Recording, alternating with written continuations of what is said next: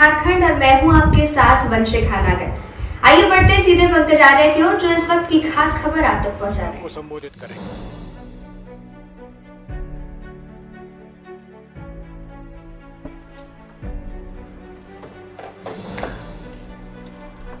Parliament में हमने कहा था कि कास्ट सेंसस को हम करवा के छोड़ेंगे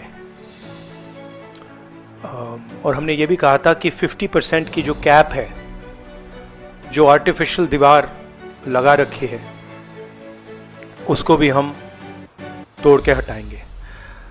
पता नहीं क्या हुआ, सडनली 11 साल बाद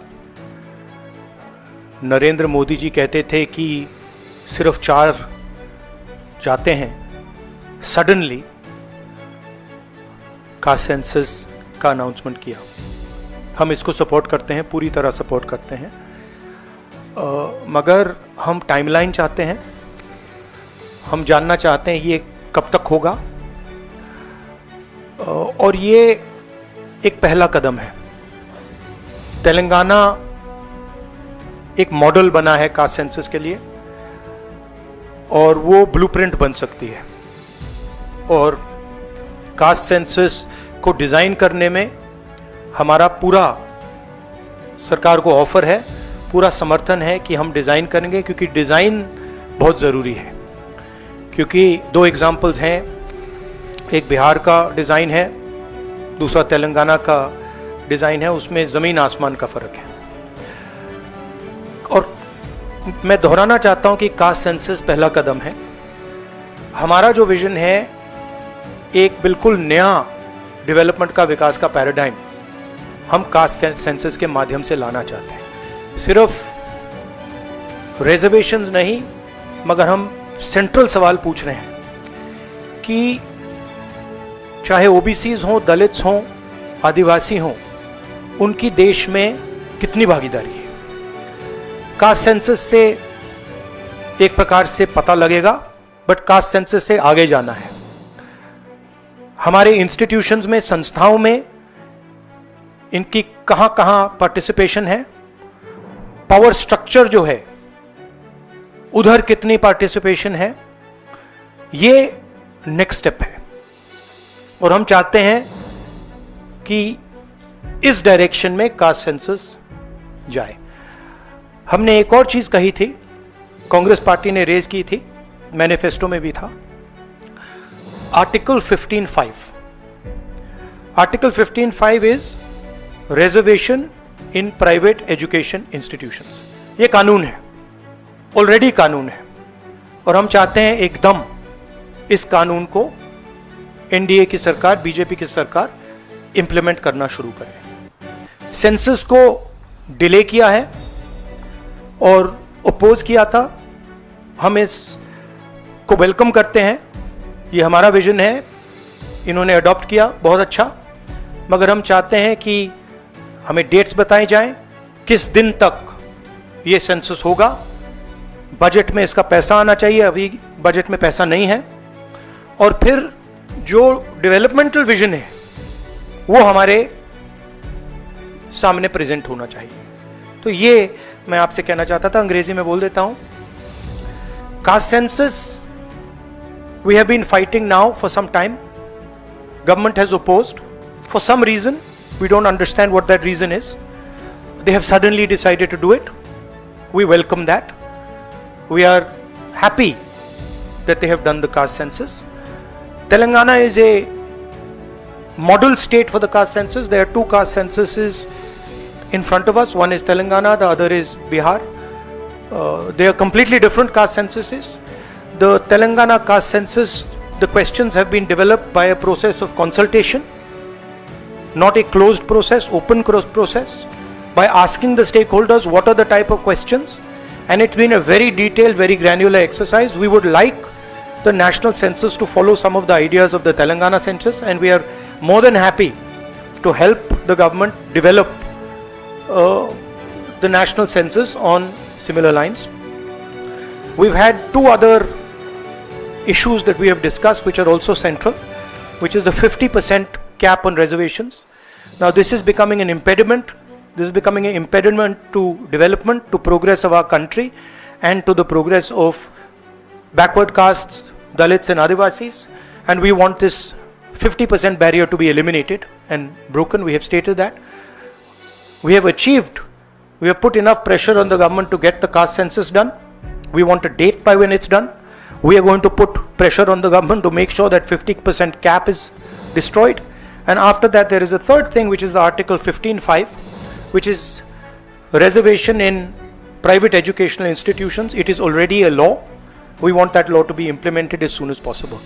So that is broadly the structure. We see the caste census as a new paradigm of development, and we want to go beyond the caste census. We want to understand what is the participation of 90% of our population in the power structure of our country. Where are they participating effectively, and where are they not participating? And we want to give them participation and access to power. So we are absolutely convinced in the Congress Party that the caste census is a first step of a completely new development paradigm in the country, and we are going to push this paradigm through one way or the other. It doesn't matter what the BJP thinks. We have shown that we can pressure the BJP into doing the caste census. We are going to show you that we are going to pressure the BJP into doing 15(5) and also removing the 50% cap. I think every Congress member, every Congress worker, every single person who has fought for the caste census, and there are millions of people, activists from the backward communities, Dalits, Adivasis, I'm very proud of what you have done. This would not be possible without the effort, without the hard work that you have done. It has been a sustained campaign that we have run, and I'm very proud of every single person who has helped us in this campaign. Thank you.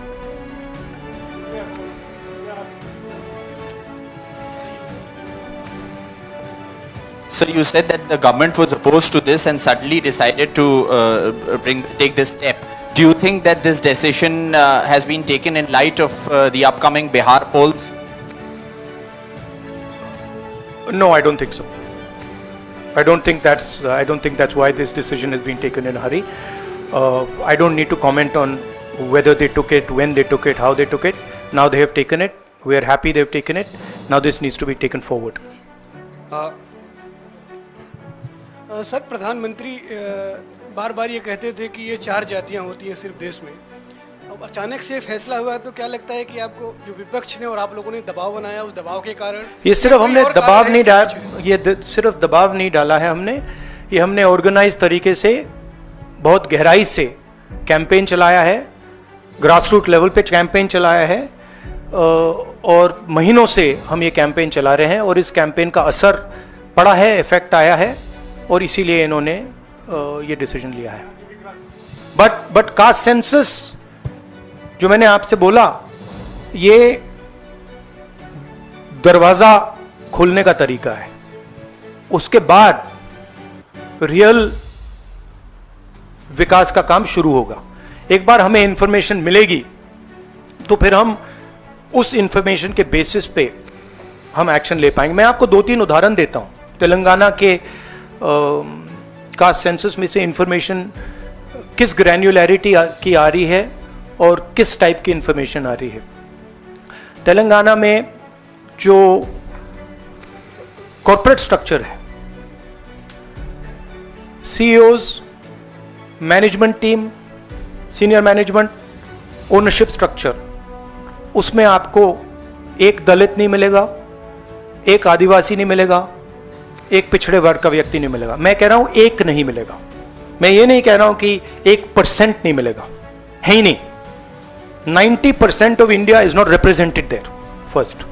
Second, gig workers, जिनके लिए हमने तेलंगाना में और अब कर्नाटक में हम कानून बना रहे हैं. अगर आप गिग वर्कर्स की लिस्ट देखें, जिसको मैं मॉडर्न स्लेवरी कहता हूं, उसमें आपको सिर्फ ओबीसी, दलित और आदिवासी मिलेंगे. तो ये 2 स्ट्रीम्स बन रही हैं.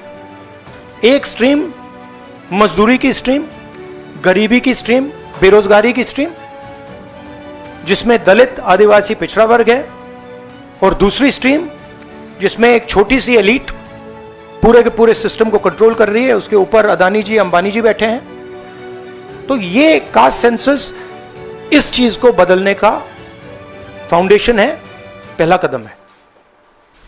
राहुल जी, आप लगातार दबाव बना रहे थे, लेकिन पिछले 11 सालों से प्रधानमंत्री मोदी इस पर नहीं मान रहे थे।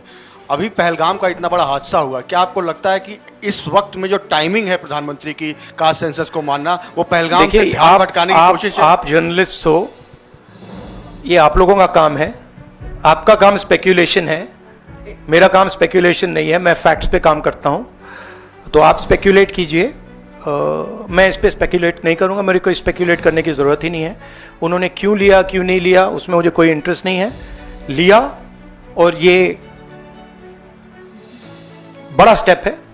मैं सिर्फ ये समझना चाहता हूं कि ये सेंसस कब होगा और ये किस प्रकार से सेंसस होगा, कौन से सवाल इसमें होंगे, क्योंकि आप कह सकते हो कि हमने सेंसस कर दिया और फिर रेलेवेंट सवाल आपने नहीं पूछे तो फिर उसका कोई मतलब ही नहीं है। तो तेलंगाना में हमने बहुत गहराई से पब्लिक में जाकर कंसल्टेशन करके, लाखों लोगों से कंसल्टेशन करके हमने डिजाइन किया है। तो we want a people census, we don't not want a bureaucrat census. Sir आप पहले ही कहते थे कि एक्सरे आई, तो एक्सरे के लिए सरकार राजी हो गई है। किस तरीके से एक्सरे हो, आप बार बार तेलंगाना मॉडल की बात कर रहे हैं, तो क्या तेलंगाना मॉडल अडॉप्ट होना चाहिए, किस तरीके से होना नहीं, चाहिए? देखिए तेलंगाना मॉडल में 2-3 प्रिंसिपल्स हैं। पहला प्रिंसिपल है कि बंद कमरे में 5-10 ब्यूरोक्रेट्स ने उसको नहीं डिजाइन किया, ठीक है? क्योंकि फ्रैंकली बोलूं तो जिन कम्युनिटीज की हम मदद करने की कोशिश कर रहे हैं उनकी होल्ड ब्यूरोक्रेसी में है ही नहीं। तो हम चाहते हैं मैस सेंसस, ओपन टेक्नोलॉजी का सेंसस, जहां हम स्टेक होल्डर से पूछें आपको एक्चुअली डिजाइन में आपकी क्या राय है, आप डिजाइन के बारे में क्या सोचते हो। यह तेलंगाना का first principle. Second principle Telangana में कि we have set up a expert group who is now going to study all the data and is going to present to the government of Telangana a vision based on caste census. So that is the second step. And third step, as you are already aware, Telangana has demolished that wall of 50%, right? And also the 15(5), Article 15(5) जो मैंने mention किया है।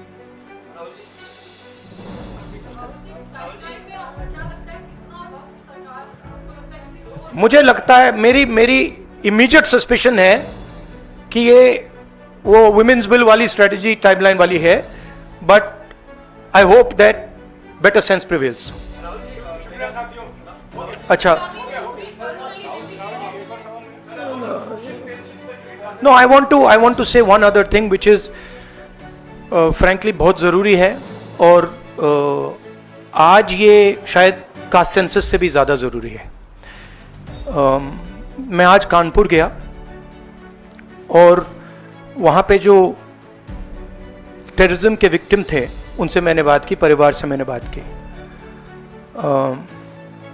Cold blooded तरीके से उनके बेटे को मारा गया है, बिना मर्सी के।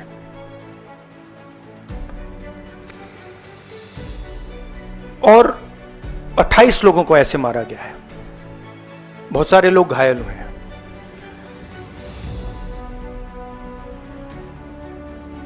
मैं इस पे कमेंट नहीं करना चाहता हूं ये कैसे हुआ। मैं सिर्फ ये कहना चाहता हूं कि जिन लोगों ने ये किया है, जो भी हैं, कहां भी हैं, they have to pay for this and they have to pay for it properly, not in some half-hearted way, ऐसे आलतू फालतू तरीके से नहीं। they have to pay for it properly, कि इनको याद रहे कि हिंदुस्तान के साथ ये नहीं किया जा सकता है। हमने क्लियरली ऑपोजिशन की और सरकार की मीटिंग में क्लियर हमने लाइन दी है, यूनानिमस लाइन, कि जो हुआ है एक्सेप्टेबल नहीं है। और पूरा का पूरा ऑपोजिशन 100% सपोर्ट सरकार को देगा और दे रहा है। नरेंद्र मोदी को एक्शन लेना है, एकदम एक्शन लेना है, और पूरा का पूरा विपक्ष उनके साथ खड़ा है। जिन लोगों ने यह किया है, दे हैव टू पे द प्राइस फॉर दिस। जो परिवार है, उन्होंने आप लोगों को मेरे थ्रू एक मैसेज दिया है।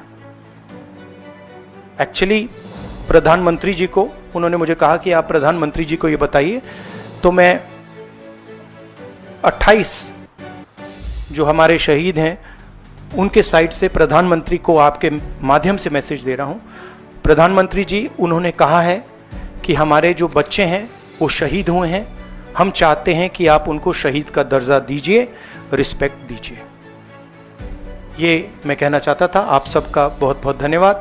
Thank you. राहुल जी, शुक्रिया शुक्रिया शुक्रिया शुक्रिया Yeah, Rahul we are saying, I am saying that 28 people have been killed in cold blood. Okay? It is pretty clear who is responsible for this. The people who are responsible for this must pay a price. The Prime Minister has to take action. Right? And the action has to be clear and it has to be strong, without any confusion. The Prime Minister must not dilly-dally, must not waste time, must make it very clear that India is not going to tolerate this type of nonsense. So he needs to act. That's what I'm saying. He can act in whatever time frame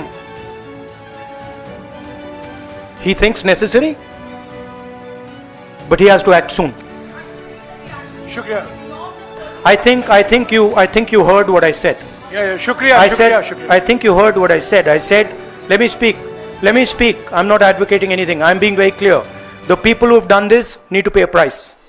Okay? And the Prime Minister has to act on it now, firmly.